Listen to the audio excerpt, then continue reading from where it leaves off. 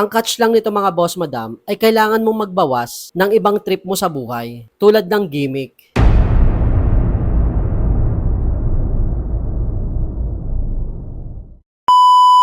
What's up sa inyo mga boss madam?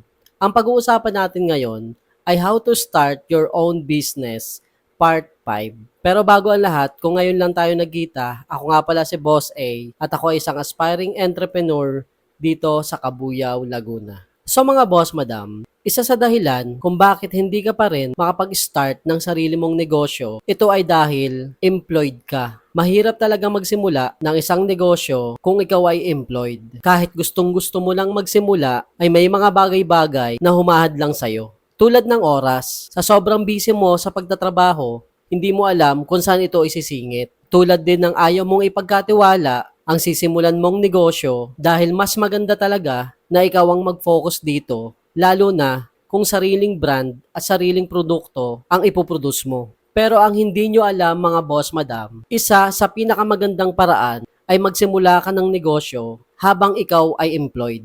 Let me explain. Isang benepisyo na ikaw ay magsimula ng isang negosyo habang ikaw ay empleyado ay low risk.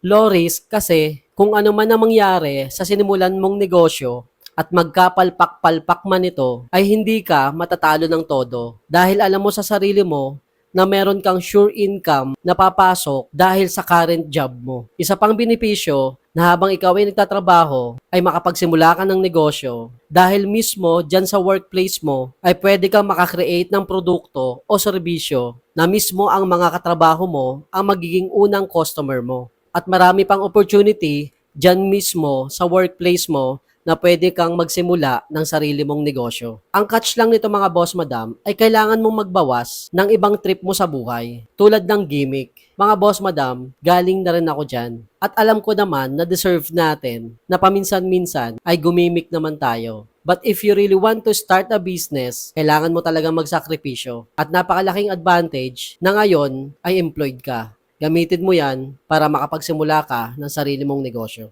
For more video like this, please follow me.